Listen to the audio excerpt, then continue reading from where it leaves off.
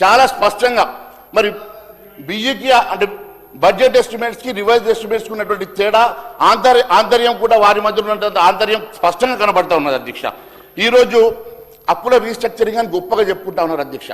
అప్పుల రీస్ట్రక్చరింగ్ ఒకసారి చూస్తే అధ్యక్ష, ఈరోజు మంత్రి గారు 25,612 కోట్ల అప్పును రీస్ట్రక్చర్ చేశామని చాలా సింపుల్ గా చెప్పినారు అధ్యక్ష. కానీ దాని అర్థమైంది తెలుసా అధ్యక్ష, ఈ రోజు మనం కట్టాల్సిన అప్పుని రాబోయేటువంటి 39 సంవత్సరాలు రీస్ట్రక్చర్ చేసి మన పిల్లలకి, మన మనవలకి, మన ముని మనవలకు కూడా ఈ అప్పుల్ని రీస్ట్రక్చర్ చేసి అక్కడి వరకు కూడా లెక్కలు రాసి తలా 2 లక్షల రూపాయల చొప్పున లెక్కలు రాసి పెట్టడం అంటే ఇది రీస్ట్రక్చర్ అని చెప్తున్నారంటే రాబోయే తరానికి మీరు అప్పులు రాస్తున్న మాట వాస్తవం కాదా అధ్యక్ష?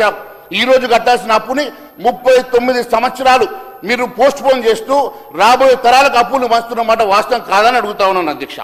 అంతేకాదు అధ్యక్ష, ఇది బడ్జెట్ స్పీచ్ లో పాయింట్ 20 పేజ్ నెంబర్ 9 లో బట్టిగా చెప్పినటువంటి అంశమే నేను మాట్లాడుతూ ఉన్నాను అధ్యక్ష.